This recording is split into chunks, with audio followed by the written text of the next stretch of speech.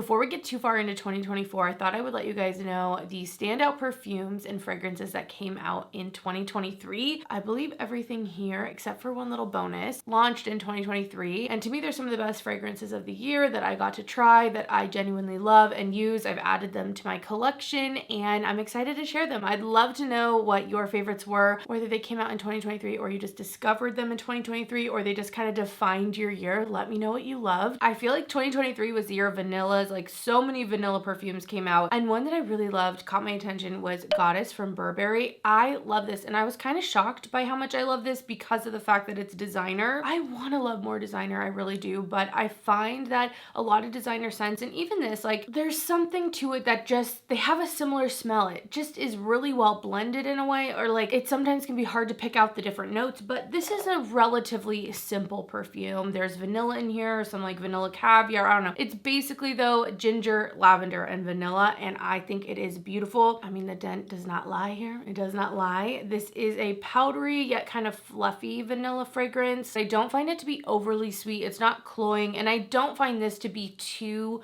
foodie. Like, there's still something kind of sophisticated about this if you wanted to wear it out on a date. You wouldn't be smelling like straight up frosting. You know what I mean? It's not like that kind of vanilla. The lavender in here adds like an aromatic aspect. It kind of cuts it a little bit, and I've just been loving the combination of vanilla and lavender lately. To me, the ginger in here gives it almost like a powderiness. I know sometimes that can add a spice, but I more get this kind of, I don't know if fizzy's the right word, but there's something like that. If you've smelled Instant Crush, that also has a little bit of that, and I feel like the ginger is doing that a bit in there. But I definitely recommend this one. If you haven't given this a smell, I suggest it. It is very expensive for a designer perfume, I feel like, but I've truly loved it. I've reached for it so much this year and love it. Definitely a standout. I was so excited to add a true designer love to my collection. I'll talk about another vanilla. This one here is from Akro and it's called Bake. I really love this. I love Akro in general as a house. They do some really interesting stuff. They don't have like a ton of fragrances, but they have one called Awake, which is like coffee. They have one called Dark, which has some chocolate notes in it. They have one called Ink that's inspired by ink, all of that. So they just do some fun stuff. And so when I saw that this was named Bake, I was so excited that we were gonna get something hopefully like quite gourmand, and that's exactly what this is. Now, as much as this has like a really dense vanilla to me, especially in the dry down, initially in the top, it is super lemon, okay? Like straight up lemon. This almost smells like right now, if you took a cake and you like soaked it in lemon rum,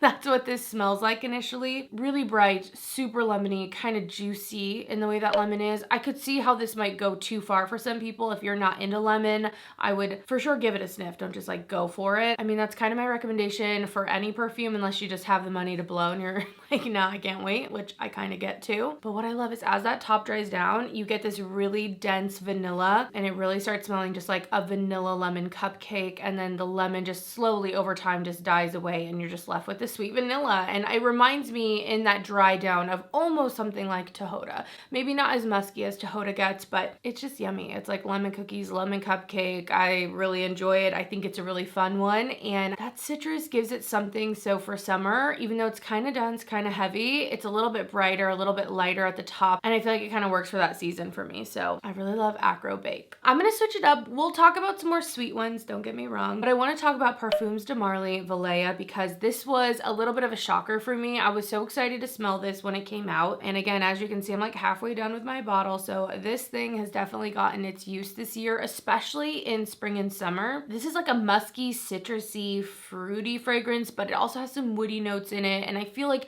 it's really airy overall. I think that's something I really enjoy about this. To me, this is like a perfect clean girl fragrance. It is aldehydic, and I believe when I first reviewed this, I'll leave the video down below if I can remember, but to visualize this fragrance to me at the time, it was like this glass peach floating in the blue sky with like clouds. Like, that's what I got from it. It's very airy. It does have some peach in it, but it's not a sweet peach. It's not even, it's almost like an abstract fruit note, at least to me. It's not like, I wouldn't be like, oh, it's so fruity, but it is present still. It's just not overly sweet. It's just really beautiful. I get compliments on this every time I wear it, and so I love that this is a compliment getter. It's just nice. It feels good. Don't get me wrong. This one also lasts forever. It has such great staying power. I can wash my clothes, and when I get them back out, like, you know, after washing them, I can still smell this perfume on them. So I definitely suggest trying it out. Even if the notes don't seem like something you might like, I do think you should give it a sniff, wear it on your skin, see if you like it. The base is musky, it has ambroxan, there's a little bit of vanilla, some woods, and I think that base is what really holds all those other notes down for me, and it's a beautiful one. So I love this. It was my first Parfums de Marly, and I am so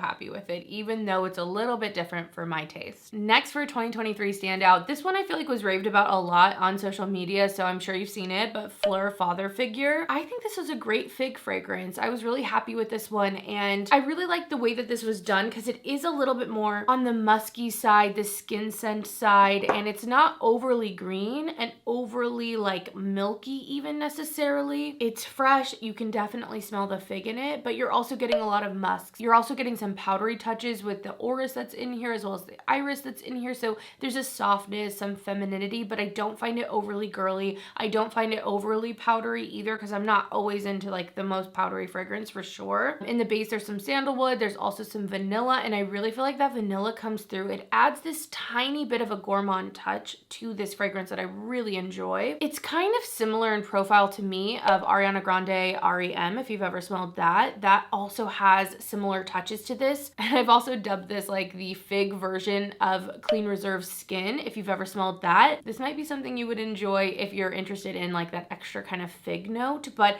I really love it. I think it was a great fragrance launch. Phlur's really coming at it. I feel like they're all over social media since their rebrand, and I feel like the success of Missing Person, they have just been launching tons and tons of fragrances, and you know, there've been a few here and there and they're okay to me, but I really did think that this one was a great standout, and I can't wait to see what they have in store for us in 2024. I'm hoping we get something vanilla in the actual perfume. I know they came out with the vanilla body spray, but I want the perfume.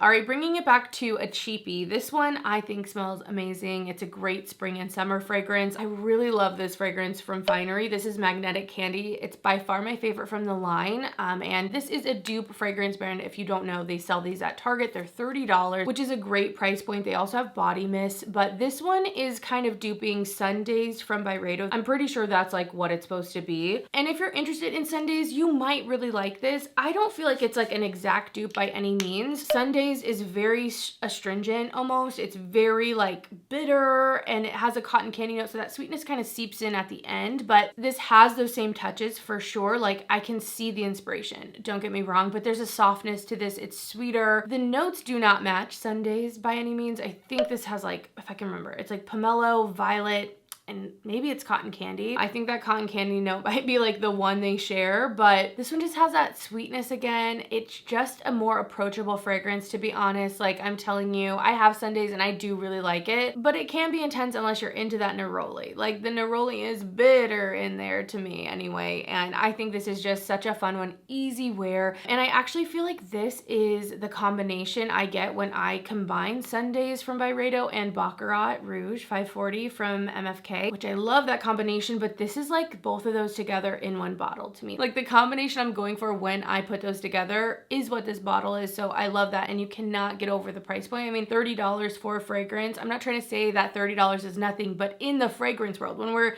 actually comparing it to other fragrances out there, $30 for a fragrance, I feel like that smells this good, that I genuinely enjoy this much. I reach for it. I want to use it amongst all my other great fragrances. It's a fee, and I feel like it's special and definitely the standout, but in general, there are a lot of fragrances from Finery. Definitely check them out. I think I have a video at least on some of them, so I will leave that video down below again if you're interested, if you haven't already tried them, but Magnetic Candy is my favorite one. All right, next I want to talk about another fragrance that was pretty viral, took the internet by storm. I was so excited when I saw the notes on this thing. This is from Snif, but they have like this secret menu brand, so this is technically from that kind of like offshoot. They do a little bit more adventurous stuff. The other fragrance they've come out with is called Dead Dinosaur, and it kind of has a gasoline note to it, but Crumb Couture is definitely, I mean, by far a winner. It's just so good. It has such a realistic bready croissant kind of note to it. Oh my gosh, it's crazy. It smells like a fresh baked croissant bread, but sweetened, like has those sugar crystals on top of it. So bready, but for being as foodie as it is, like truly this smells like photorealistic in a way. Like in a way, it really is like photorealistic. But even with that, sometimes that makes fragrances really difficult to wear, but I find this one still somehow so wearable. It's still airy, it's still light. Like the type of food it is makes sense to kind of wear as a fragrance. It really smells like you're passing a pastry shop. I also feel like instead of a croissant, even though it is like a croissant, there's also like some berry jam notes or something in here. I did not pick up any fruitiness. No berries for me, no jam for me. I just get bread and sweetness. I'm happy that I don't pick up that kind of jammy note because I don't always love super fruity stuff. But I also could see this being one of those like twist donuts that have like the cinnamon sugar on the outside, or just even sugar on the outside, if you know what I'm talking about. It also gives that like a fresh baked twisted sugar dipped donut. That is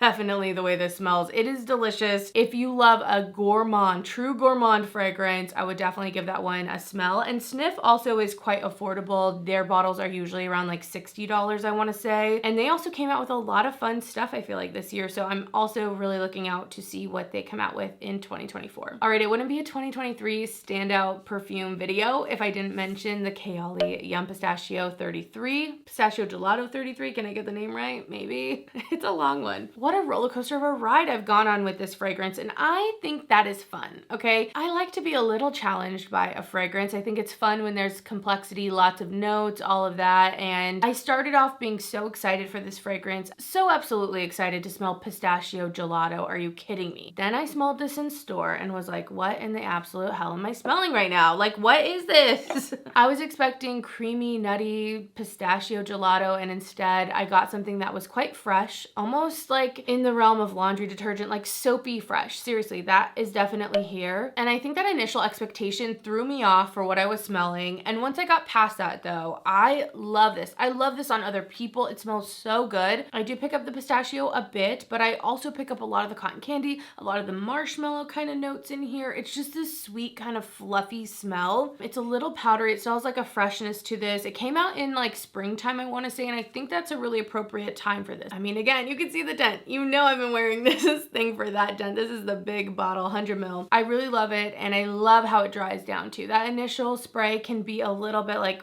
but as I wear it, I just fall in love with it. I love it so much. Such a good one, and I kind of love, again, that I got something I wasn't expecting, but then at the end of the day, still came around to loving, and I enjoy that in perfume, because when something's a little too simple or too straightforward, you can get bored with it, but that one keeps you guessing, okay? That one keeps you on your toes. All right, moving on to another one of my top perfumes of 2023. Not only did this launch this year, but I just love this. It became a new favorite. I loved it in summertime the most, I want to say, but this is from Etat Libre d'Orange, and this is Sous le Pont Mirabeau. I love this fragrance. This also has a little bit of fig, I want to say fig leaf in it, but really what I get is like a fresh, aromatic, like aquatic, woody fragrance. It is so good. Unisex, fresh. Oh, I love this. This is, I know I'm a gourmand girl, I'm a vanilla girl, I love the sweets, but this is my other side of me. The other true loves that I have is like what this fragrance is. Oh, it's so fresh. It's so uplifting. It makes you just feel like you can get stuff done. It's a perfect hot summer day fragrance because it's not too heavy. It doesn't really have sweetness. It has some vanilla, I want to say, in here as well, but it is so good. I really feel like this is a bit of an aquatic version of Santal 33. I want to say Olivia said that, and it just like clicked. I was like, yeah, totally. I totally smell that. It has sandalwood and cedar in here, and I feel like it rides that unisex line perfectly. I don't find this too masculine at all, but it's not feminine either. It really just is in this middle ground of a beautiful scent. Anyone could wear, everyone should wear. This is just great. If you're into those unisex fragrances, you don't want something too sweet, you're down for an aquatic note, but even though this is aquatic, it almost comes off sometimes like almost a watermelon note from it, but without the stink, because to me, watermelon can get stinky really fast when it comes to fragrances for some reason. It's just so good. It has a little bit of spice from the pink pepper at the top. It's just great. Highly recommend. If you haven't smelled this, it is such a great fragrance. It's made it into my tops this year, and I'm so happy about that. All right, next for a standout in 2023. This one you are not going to be expecting. I know that because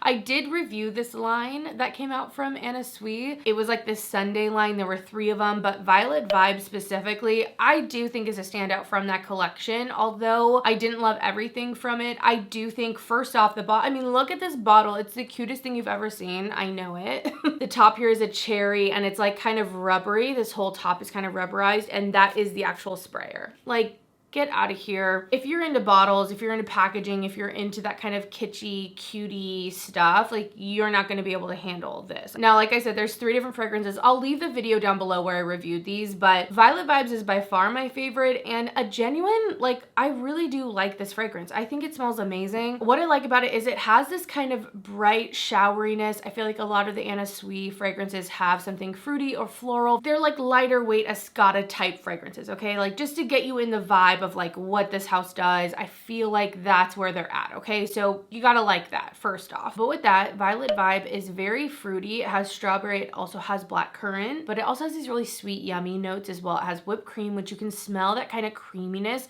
which mixes with the fruit in a way that it's still light and kind of showery, but there is an actual thickness it's adding, which I really, really enjoy. There's also marshmallow in here. There's some florals, but it's a great, just like cozy kind of fragrance for me. I really quite like it. And I think despite the entire collection maybe not being the best, this one, if this was the only one that came out, I really think it would have got more shine. You know what I mean? Even from myself. So yeah, if you missed this one, if you haven't smelled it and you're into berries, you like the idea of something kind of creamy, showery, and delicious. It's also kind of musky. Maybe check this one out. It's also relatively affordable. I want to say this was like $77. And for the cute bottle, like I'm not complaining. I quite like this. All right, last 2 before we get into the bonus. This is Le Papier from Diptyque, and I really love this fragrance as well. Diptyque as a house, I don't have a ton from that I'm like obsessed with. It's been one that I've had to give a lot of resniffs. I just opened a fragrance advent calendar actually from them, and I'm so glad I have so many more of the fragrances now because I need that extra time with their fragrances. They're just, I don't want to say they're simple because they're not, but there's a subtlety to them where you really need to wear them a long time, or at least I do, and experience them throughout multiple wears and multiple hours and like all this stuff just to even for me to get an idea of what the hell's going on. Like, I don't know what it is about Diptyque, but you know, it's harder for me to pick out specific notes from their fragrances as opposed to some other fragrance houses out there. That being said, when I saw that Le Papier had a note of, I want to say rice, or let me look it up. It was so exciting I can't even remember. On Fragrantica it says a sesame note, but I want to say that it was like a rice, milk rice or something like that. That's more what I saw to be excited to smell this. I really want to give this a sniff, and I went back and I sprayed this on myself multiple times. I really wanted to get an idea for this. I smell that kind of rice sesame note. It does have something almost steamed about it. It has something kind of milky, musky, powdery, very skin scent. Again, if you like clean reserve skin, this might be something to give a sniff, which I really love that fragrance. And I find this to be quite different from a lot of the other stuff from the line, at least to my nose. I really quite like this. It kind of gives me like the smell of a baby, you know, like if you've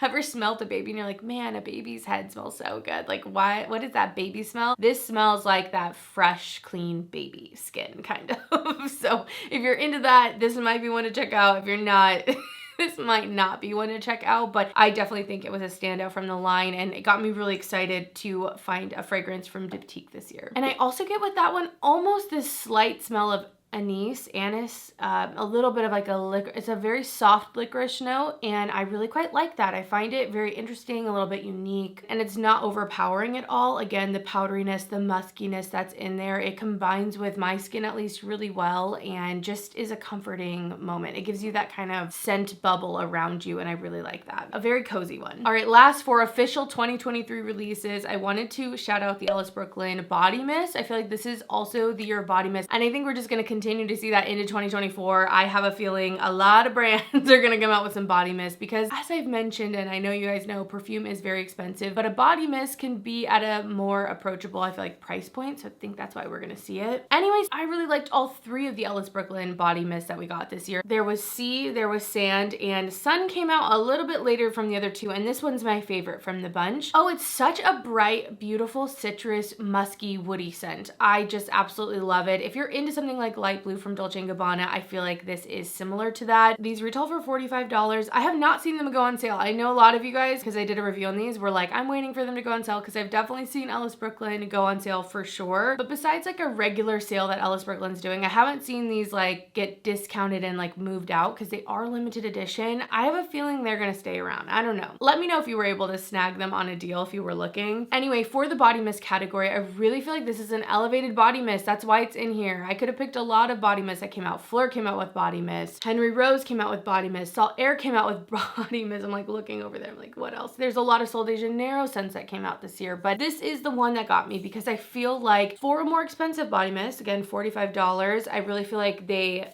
achieved luxury with this sprayer. Stand out. And even though Sun is my favorite, Sand and Sea are both really great. They're all kind of summery, I would say overall. Great for a beach bag, great for vacation, kind of an on the go, just like laid back, refreshing kind of scent as well. And I think what I love is that a lot of body mists get a bad rap in terms of like being kind of cheap smelling or just not refined. And I really felt like with all three of these scents, they smelled like perfume. They're just in a lighter concentration. They have an expensive smell to them. And I just really appreciate that. These didn't feel juvenile and they didn't feel like just trying to create a cheaper perfume, if you know what I mean. Like these feel like their own thing. I really love them. They don't last a super long time. I mean, it's a body mist for sure, but I kind of love that, especially in the summer. Just like respray yourself. It's great for like the gym or after the gym, that type of thing, after working out. So I really, really love this. Definitely a standout for me. I'm hoping we get some new body mist scents from Ellis Brooklyn in 2024, especially because as much as I follow the brand and like I really like keeping up with their launches, and I definitely have some favorites, I really have liked the body mist scents more than even some of the perfume launches, at least the last couple. So they're almost a safer bet at this point for me than some of the perfume. So I'm excited to see what we get in 2024. And last honorable mention, I had to do it. You guys know Jo Malone Ginger Biscuit. This did not come out in 2023. It launched, I want to say initially in 2012. And one of you guys let me know that it launched in between then when it first came out and now, like it re-released in between that time, but it got re-released also this year in 2023, and it's the first time I smelled it and I love this thing. It's so good. I'm pretty sure if you didn't get this now, it's pretty much gone. Like I was trying to link it a couple weeks ago and it was pretty much impossible at that time. So if you're interested in this, I would definitely keep your eye on like Mercari, something like that. That's how you're probably gonna have to find it. It's a great easy wear gourmand. Again, it's sweet but not overly cloying. I like to say that it has like a translucency to it. It's not super dense, and so it's really just so wearable. It has some spices to it. I believe there's caramel, some hazelnut, obviously ginger, cinnamon, nutmeg. Those types of spices are coming through, but nothing is too sharp, and I think I really like that. It has a realistic quality to it while also not being like too much. You know what I mean? Like, although I find this quite wearable, this is intense, I feel like, compared to the realisticness this comes with. Like, it's realistic also, but it's just different. It's different. It doesn't do the ginger biscuit in a way that I feel like is maybe a little bit scary. It's just an easy wear, so delicious, so good, and I was so glad to get that. And I definitely feel like although it technically didn't launch this year, the fact that it was re-released makes it a 2023 standout. All right, guys, well, those are my favorite perfumes that came out in 2023, things that really stood out to me that I was so excited to discover. I can't wait to see what comes out in 2024. I feel like the community and just in general fragrance is bigger than ever, so I know we're gonna get some fun stuff and probably a lot of bullcrap too, but I'm excited to sift through it and just experience it together. So thank you guys so much for being here. Let me know your standouts of 2023. Do you like these? Did you have some other ones? Let me know down below. Thank you so much for being here, and other than that, I will see you with a new video soon. Bye guys.